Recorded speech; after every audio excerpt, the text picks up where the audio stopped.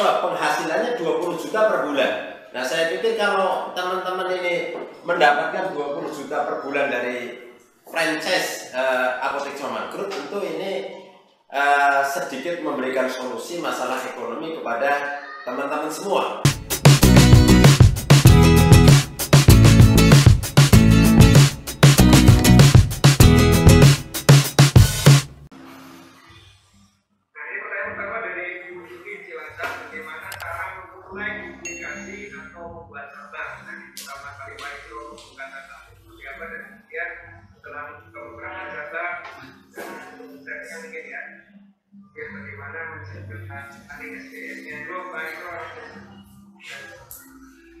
Pertanyaan dari Bu Yuni di mana? Cilacap, Pak. Oh, di Cilacap. Bagaimana pertama kali membuat cabang? Ya, pertama kali membuat cabang ya. Kalau ini dulu terus terang saya, karena saya juga dulu aktif di multi level gitu ya. Multi level marketing saya ikut, jadi dari situ saya mikir di multi level itu diajari untuk duplikasi gitu ya. Nah, maka memang ketika saya mau membuka cabang itu yang saya persiapkan pertama kali adalah SDM-nya. Nah, SDM-nya tadi intinya itu SDM itu harus mampu di 3 hal tadi. Perhatian terhadap stok, cara nata barang, kemudian cara jual barang. Nah, tim yang mau kita tempatkan di apotek baru itu harus mampu ini. Ada standarnya itu. Nah, cara mendidiknya gimana? Makanya kalau dari bisnis kan teori bisnis itu kan bisnis level pertama itu kan seperti tukang bakso tuh. Order sendiri, ditata sendiri, dijual sendiri. Begitu orderannya sudah banyak, di mana kita tidak mampu sendiri, maka kita sudah harus merekrut karyawan satu. Nah, yang terpenting adalah duplikasi. Kita, pemiliknya, cara menyampaikan obat, teorinya tentang menyampaikan obat ke pasien itu harus plek seperti kita. Itu duplikasinya begitu. Ya, misalkan katakanlah misal orang kena batuk, orang datang ke apotek, itu kami ajari. Pertama kali orang datang ke apotek itu tanya, sakitnya apa? Sudah berapa hari? Itu gitu ya. Nah, itu kita tanya. Tim yang mau untuk ditempatkan di tempat baru dipastikan harus sudah memenuhi syarat itu.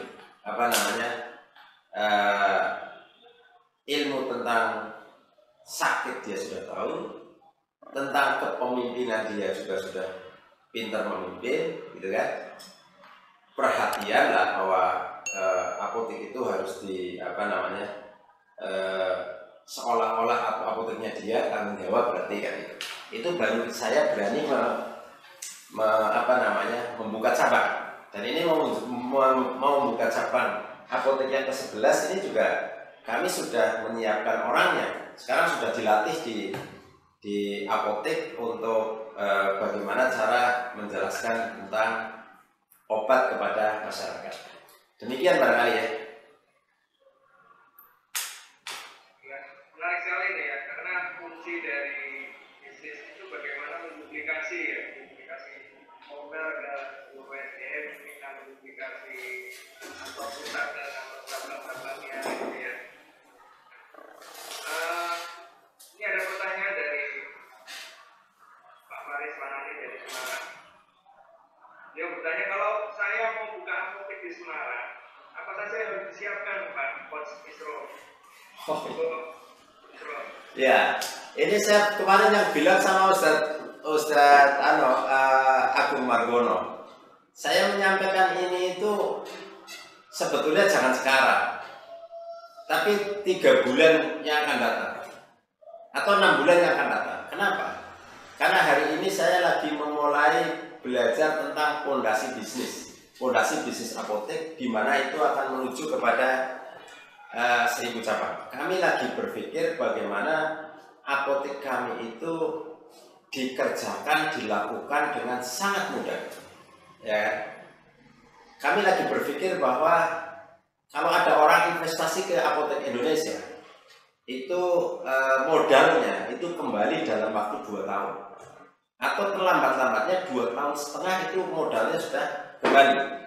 Sehingga ketika orang itu ada teman kami yang menanamkan modalnya di tempat kami, katakanlah misalnya sebut modal kami untuk bergabung dengan kami 500 juta gitu ya. Bagaimana uang 500 juta yang ditanamkan di kami itu nanti dalam jangka waktu paling lambat 2,5 tahun modal 500 juta sudah kembali. Nah, sehingga dari 2,5 tahun itu tinggal untung.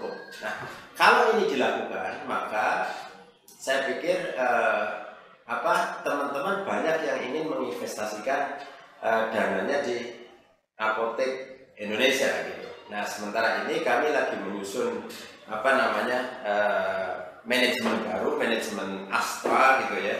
Terus di dalamnya itu ada program terbaru, ada istilah IRP ya. Itulah kita terapkan di Apotek Comal Group, sehingga setiap karyawan itu bebannya hanya sedikit. Satu, karyawan itu nggak dibutuhkan yang seperti sekarang. Kalau sekarang kan karyawan itu ada ngecek barang, terus ngecek ditata, yang kosong ya ditata, kemudian diorderkan ke pusat, nanti pusat menyiapkan barang lalu dikirim ke cabang. Itu kan sekarang.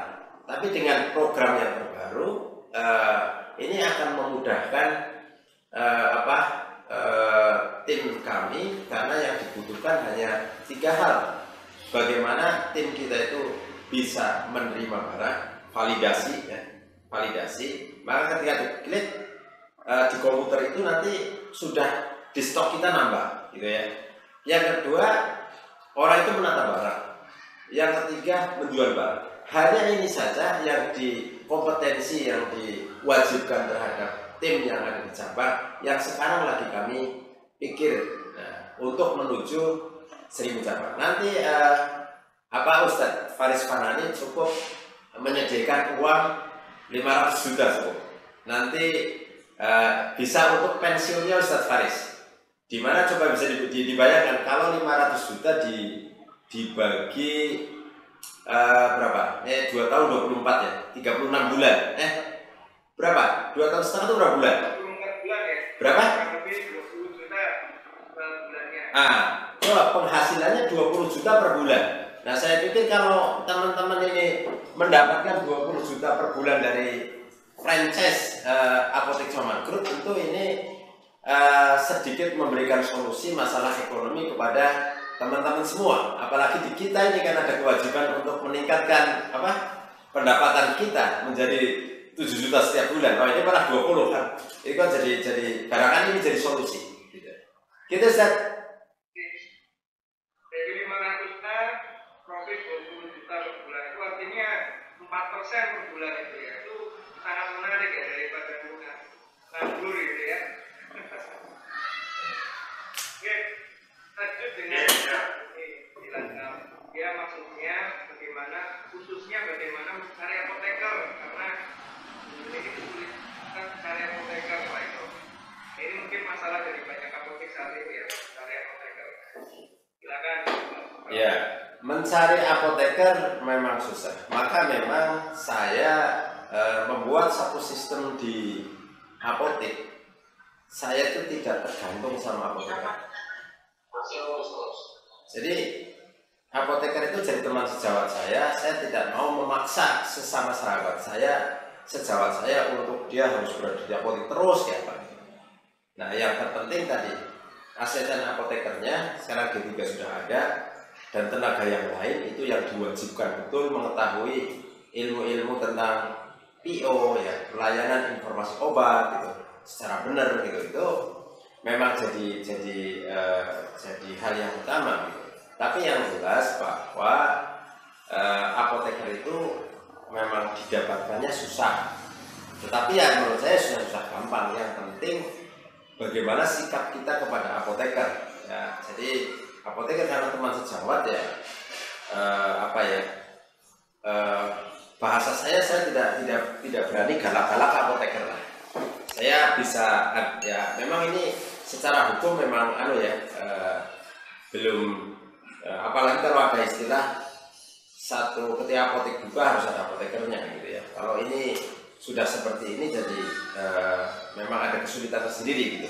Namun demikian ketika hubungan kita mempunyai hubungan baik dengan para apoteker, nanti itu pun jadi jadi iklan berjalan bahwa bekerja sama dengan Pak Isro itu enak loh. Apoteker yang berada di sekeliling Pak Isro itu enak gitu. Ya, jadi membuat tadi rekan kerja itu jadi nyaman. Maka akhirnya apoteker itu berbondong-bondong untuk kepengen ikut bekerja sama dengan kita. Dan juga nanti di sistem kita itu kan dibuat bahwa bisnis apotek juga kita bangun sistemnya yang nantinya si tim itu apoteker juga nanti ada misalkan apoteker mana yang paling rajin. Nanti kita rencanakan nanti diumrohkan misalkan. Kita kasih program umroh untuk apoteker. Kita kasih program umroh untuk karyawan yang lain. Ini juga salah satu hal yang nantinya membuat apoteker itu tertarik dengan kita, kerjasama dengan kita begitu. Itu seperti itu, Pak. Terima kasih Pak Isro ya. Menarik sekali ya bagaimana pertama mesti menanyakan hal-hal yang rumit ya. Kemudian bagaimana mengatasi masalah karena yang namanya bisnis itu pasti banyak tantangannya. Kalau di bisnis apotek ya tentu salah satu masalah yang seringkali dialami adalah bagaimana apotekernya. Jadi kalau ada masalah ya tidak menarik gitu ya Pak Isro ya. Yeah. Ketika Pak Isro ini bisa mengatasi masalah ini ya tentu menjadi sebuah keunggulan. Di sudah disampaikan. Terima kasih banyak Pak Isro. Ini ada yang mengajak kenalan juga Bu Riris dari Kajian Bio PPN ya, jaga pusat farmasi gitu. Tadi pertanyaannya sudah dijawab di belakang ya Pak. Dalam kontak dengan Pak Isro kenapa enggak langsung pengembangan ke PPN. Mungkin dengan 1.000 apotek tentu Pak Isro juga jadi punya PPN sendiri gitu ya, malah di atasnya. Tapi ini tak jawab ini. Boleh tak jawab? Terakhir ini ya Pak ya. Ya, jadi gini Pak. Karena kami ingin tiru apotek kami itu seperti pasar modern yang tersebar di Indonesia ini saat ini, itu kan ada sistem DC di sana, distribution center. Nah di apotek untuk menjadikan DC itu tidak mungkin kan. Yang memungkinkan untuk menjadi DC distribution center adalah PBF. Nah maka hari ini memang saya lagi berpikir sudah melangkah untuk membuat PBF. Nah di apotek itu ada undang-undang kalau nggak salah undang-undang tahun 2017 ayat 21 kalau nggak salah, bahwa apotek itu sudah tidak boleh yang ada apotekernya nempel ke apotek lain, itu sudah nggak boleh. Kalau apotek yang ada apotekernya harus belanja ke PBF. Nah ini juga kemarin sampai hari ini itu menjadi masalah koordinasi pengawasan belanja obat dan lain-lain. Jadi semua apotek harus ngambil ke sendiri-sendiri ke PBF sendiri-sendiri. Itu bagaimana kontrolnya? Itu kan satu pekerjaan yang bagi saya pusing 7 keliling. Nah jalan satu-satunya adalah biar ini lebih baik adalah membuka PBF. Gitu. Demikian yang dapat saya sampaikan. Terima kasih atas waktu yang diberikan kepada saya. Mudah-mudahan ini bisa menginspirasi banyak orang dan teman-teman nanti bisa buka apotek. Apotek itu kebutuhannya orang sehat itu butuh ya. Jadi ayo kita bikin usaha di apotek. Kemudian obat ini juga suatu komoditi yang sangat strategis. PBF harus didirikan oleh kita, dan suatu saat nanti pabrik farmasi juga kita yang buat gitu ya. Demikian yang dapat saya sampaikan. Wabillahi taufik wal hidayah. Mohon maaf lahir batin. Assalamualaikum warahmatullahi wabarakatuh. Para pemirsa Kaji Isra Channel yang saya hormati, demikian ini tadi saya isi acara di pertemuan webinar dengan organisasi pengusaha di Provinsi Jawa Tengah. Bila para pemirsa kurang jelas, silahkan melihat secara full di channel Kaji Isra. Para pendengar semua, para pemirsa semua, semoga acara ini bisa menginspirasi kalian semua, para pemirsa, sehingga para pemirsa menjadi seorang pengusaha yang sukses, bahagia untuk masa depan para pemirsa semua. Assalamualaikum warahmatullahi wabarakatuh.